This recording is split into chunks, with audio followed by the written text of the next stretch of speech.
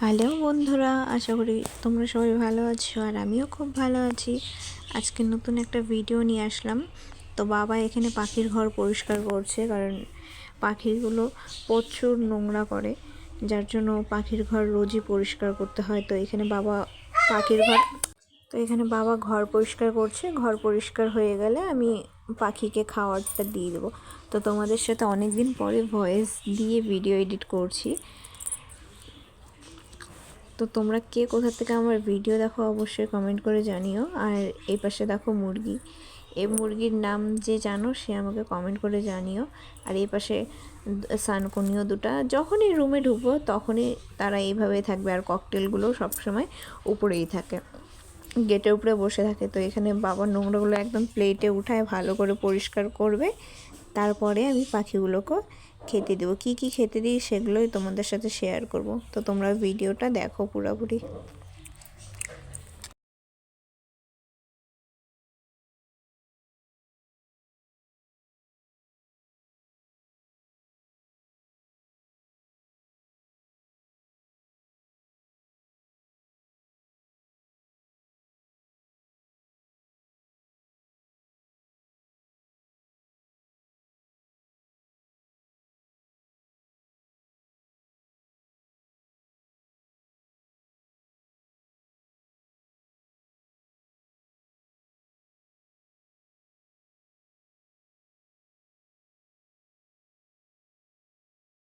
তো এখানে ঘর পরিষ্কার করা হয়ে গেছে, আর পাখিগুলো উপর থেকে দেখছে, যেহেতু আমি এখন খেতে দেবো।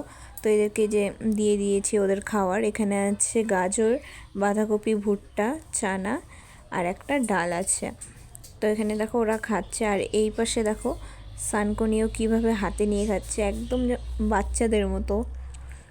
এই দেখো, আমি ক্যামেরাটা জুম করে দেখিয়ে দিলাম, হাতে নিয়ে এরা খাবার খায় খুব সুন্দর করে।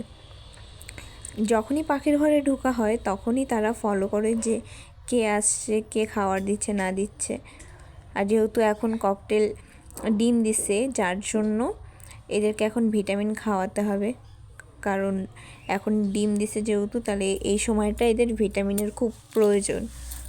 তো চলো তোমরা ভিডিওটা কন্টিনিউ দেখতে থাকো। যদি ভালো লেগে থাকে তাহলে অবশ্যই like, comment, share and subscribe করে দিও। যারা ইউটিউব থেকে দেখছো তারা আমার চ্যানেলটিকে অবশ্যই সাবস্ক্রাইব করে দিও। আর যারা ফেসবুক থেকে দেখছো তারা অবশ্যই ফলো করো।